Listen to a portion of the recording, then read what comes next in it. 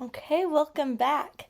I'm so glad you're still with me watching our videos together and learning microbiology. In this chapter, we're going to learn about how microbes grow, how we can, make them grow in a lab, how we can measure their growth, if we just want to see how much bacteria are in a river or someplace, how we can stop them from growing. In chapter 7, we'll talk about how we can cause microbes to die because sometimes there are places that we don't want microbes. Okay, so let's jump in and talk about first, when we're talking about the growth of microbes, we're talking about increasing the number of cells. So, when you were a little kid, you were like, look at me, I've grown. And it was because you were getting bigger. With microbes, growing doesn't mean they've gotten bigger. Their cells are going to stay the same number. They have more of them, though, so that's how they're growing. When we're talking about microbial growth, you'll often see the word colonies and the word populations. A colony is when a group of cells have been growing and growing and growing, and now there are so many that you can see them without a microscope. In lab, when you have grown bacteria on a plate, whether it was growing it from your fingerprint the first week or growing it in some of the other labs, that you can see those little dots. Those dots are colonies. A population refers to billions of cells living together. Populations can be made of different types of cells, but they're all growing together in the same place. For a microbe to grow, it'll have different physical requirements and different chemical requirements. It'll need to have the right temperature, the right pH, and the right osmotic pressure so that, its enzymes can function, it's able to work, and needs the right chemical requirements. It needs to have enough carbon, nitrogen, sulfur, phosphorus, trace elements, growth factors, and oxygen, just so that it has the chemicals it needs to be able to build up its macromolecules. So first, temperature. Many microbes are going to grow at temperatures that we like, but there are microbes that can be found growing in all kinds of different temperatures. First are the psychrophiles. I think they're a little bit psycho, but they're really psychro. So psychrophiles love where it's stinking cold. We are talking like growing in the ice, bottom of the ocean where there's no sunlight, freezing cold, polar ice caps. These are not things that grow in your fridge and spoil your food. These are like crazy cold bacteria. Then we have the psychrotrophs. The psychrotrophs are the bacteria that will grow in your fridge and spoil your food. They grow at refrigeration temperatures. Then we have the mesophiles. Meso meaning middle. They are the moderate temperature. By moderate temperature, we mean body temperature. The mesophiles are the jerks that are going to get into your body and make you sick. There are also those sweet little things that grow on your body as part of your microbiome to keep you healthy. Thermophiles are heat-loving microbes, that thermo meaning heat, and then hyperthermophiles. If you remember when we talked about archaea our first week, these are bacteria that are just starting to wake up when the water's boiling. These are extreme heat lovers. So here you could have a growth, something like this, that will show you a minimum growth temperature. That's the lowest temperature where a species will grow.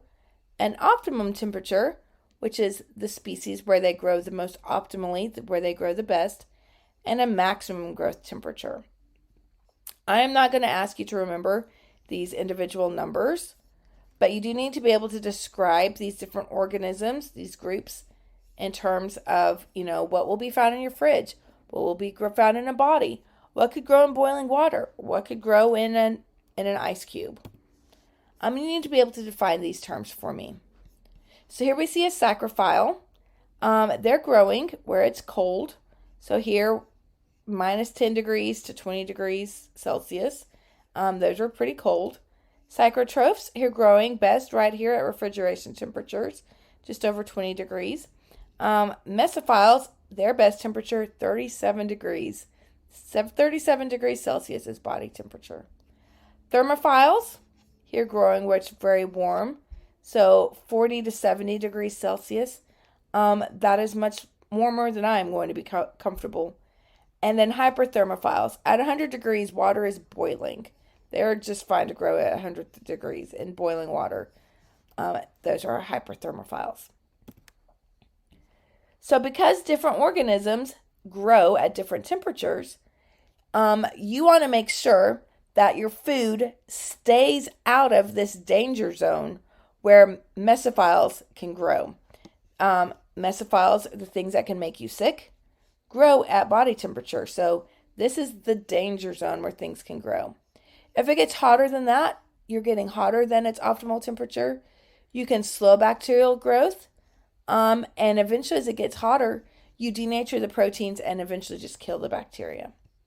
So heat is a good way to kill bacteria that are on your food. As you cool down the temperatures, a lot of bacteria may be able to survive, but they'll slow down their growth. So there's not a lot of growth below freezing temperatures, although the bacteria may be there. So when you take it out of the freezer, you still want to cook it. But you want to keep your food either in cold temperatures where bacteria can not grow or at hot temperatures. If you make a plate of chicken salad and then leave it sitting at a picnic, nice and warm outside, and you just leave it sitting at the table, 3 hours later, that is going to be a dangerous food to eat. Okay? You want to keep your food cold or hot to stop bacteria from growing. Okay, bacteria also have specific pH ranges. Most are going to grow around a fairly neutral pH, 6.5 to 7.5. That's where most bacteria are going to grow. Molds and yeast can grow a little bit more acidic. They can go between 5 and 6 pH. However, there are bacteria that can grow outside of these ranges. There are bacteria that can grow in pH under 4. These would be called acidophiles. So acido, because this is acidic, phile meaning loving, so they love the acid. Because there are a few bacteria that can grow at acidic conditions, acid is a good way to preserve food. So you think of things like yogurt or pickles. These use acid to preserve food. Alkalinity is also able to inhibit growth. However, alkaline things taste very bitter and gross, so we don't really preserve food with alkaline.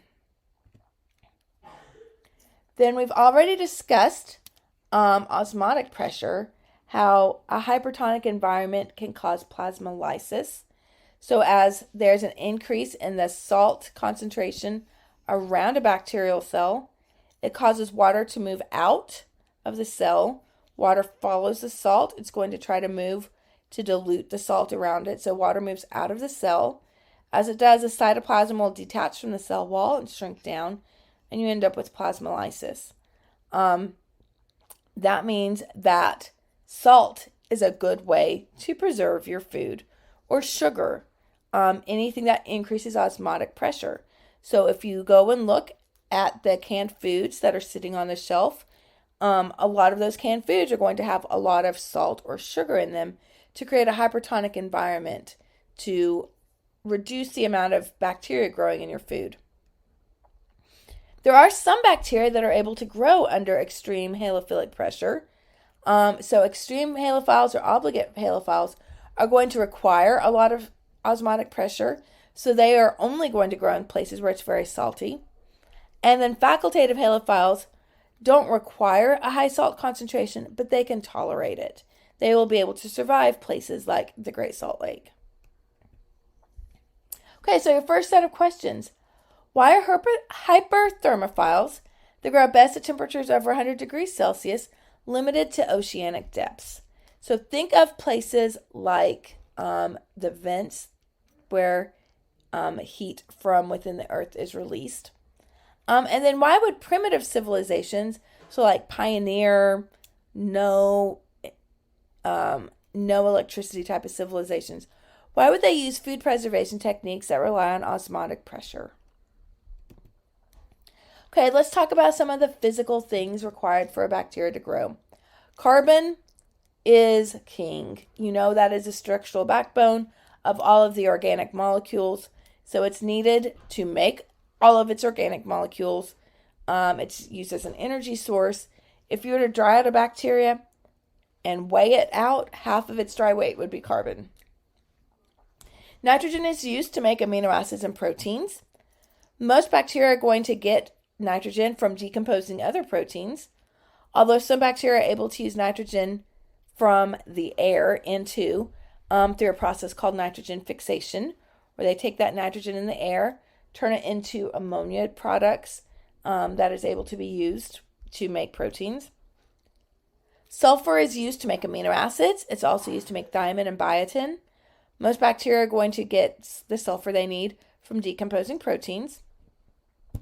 Phosphorus is needed to make DNA, to make RNA, to make ATP, and to make phospholipid membranes. Trace elements are organic things that are required in small amounts, things like iron, copper, molybdenum, and zinc. They're usually used as enzyme cofactors, and you're usually going to need to add them to the lab media. So you just, put some of it into the lab media so that it's available to your bacterial cells to grow. There are organic growth factors. These are organic compounds, usually obtained from the environment. These would include things like vitamins, amino acids, purines, and pyrimidines. These also have to be included for a bacteria to be able to grow in a lab. And then oxygen. Different bacteria can be categorized by the way that they are going to require or not require oxygen. Some organisms are obligate aerobes. They're obligated to live one way, with air. Okay, they're obligated to live with air. They require oxygen to live. If you remember, aerobic respiration produces more energy than anaerobic respiration. So obligate aerobes will produce more energy. They'll produce more nutrients than anaerobes. Obligate aerobes will grow faster than other types of organisms. Facultative anaerobes are organisms that prefer oxygen, and when oxygen is available, they absolutely 100% will use it. But if oxygen is not available, they'll keep growing. They're able to have some way to grow without oxygen. They may use fermentation, they may use anaerobic respiration, but somehow they're going to grow even if oxygen is not there. Then there are obligate anaerobes. Obligate anaerobes are kind of crazy because we don't think of them as, they're not organisms that you can see as multicellular organisms. They are very specifically unicellular things. These are things that are unable to use oxygen. They have no way to use oxygen. Their electron transport chain will exclusively use non-oxygen materials. And not only are they unable to use oxygen, O2 as oxygen, for building their cellular materials that they need, they'll get from oxygen and other molecules. But obligate anaerobes are killed by oxygen. They're absolutely unable to survive anywhere that oxygen is available. So the computer that you are watching me on right now, there are no obligate anaerobes on that screen. There are no obligate anaerobes on your fingertips. Anywhere the oxygen is available, it'll kill those obligate anaerobes. However, places like the depths of the ocean, inside your intestines, places where there's not a lot of oxygen, you could have some obligate anaerobes grow. If you had if you stepped on a rusty nail and deep within that wound, an anaerobe could grow because it doesn't have oxygen available there. There are aerotolerant anaerobes. Aerotolerant anaerobes never use oxygen, but they're not killed by oxygen either. And then microaerophiles are a type of obligate aerobe. They require oxygen, but they require oxygen in low levels, lower than what's in the air. So they're also not going to be found on the surface of your laptop. They're going to be found just a little bit underneath the soil where there's just a little bit of oxygen getting there. They're just a little bit under the ocean, just a little bit under the surface where there's a little bit of oxygen, but not too much. They need that little Goldilocks zone. The reason why some things are killed by oxygen is because oxygen can form toxic compounds. Oxygen very frequently forms these toxic compounds. It can form single oxygen, superoxide free radicals, peroxide anions, and hydroxyl radicals. So these minus signs, or these little dots, that's an electron without a pair. These are very reactive.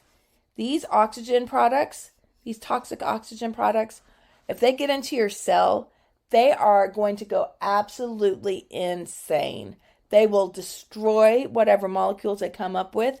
They will destroy your DNA. So we cannot have these around. If we are going to grow where oxygen is available, we have to be able to battle toxic oxygen. As aerobes, we make 3 molecules called superoxide dismutase, catalase, and peroxidase. These 3 enzymes can break down toxic oxygen. So you see we end up with just regular oxygen and water at the end.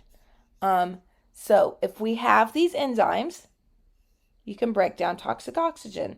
So toxic oxygen is broken down, you end up with water, your cell is safe.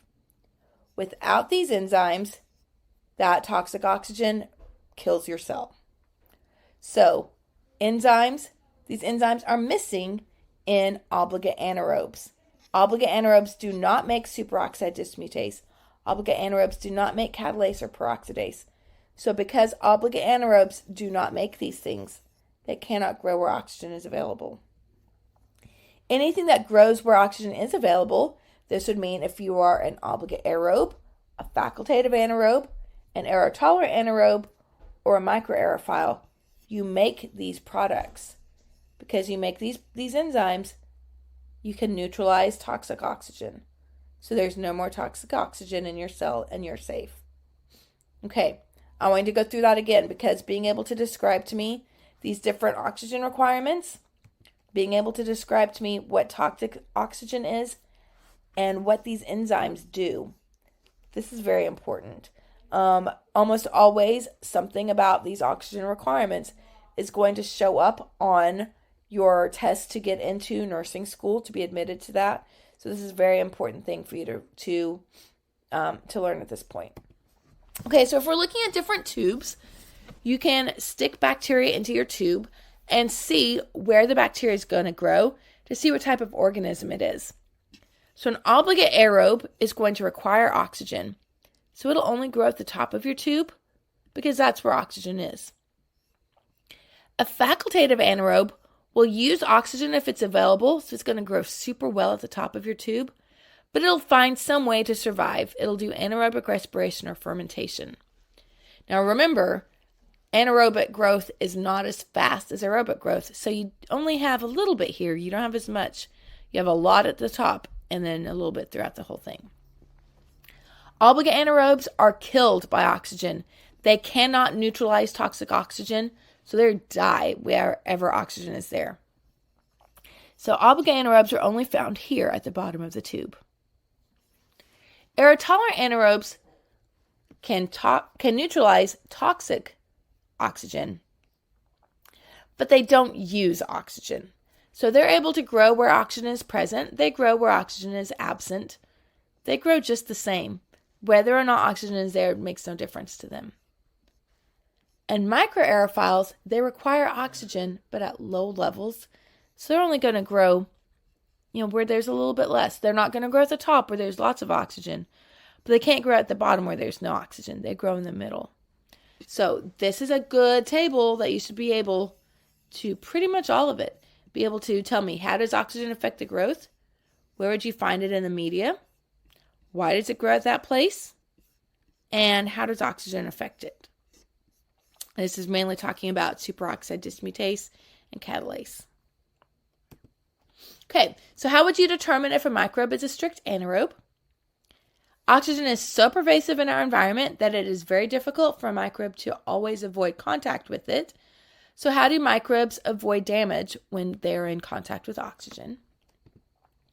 We will talk about how microbes grow in the wild in our next video. I will see you later.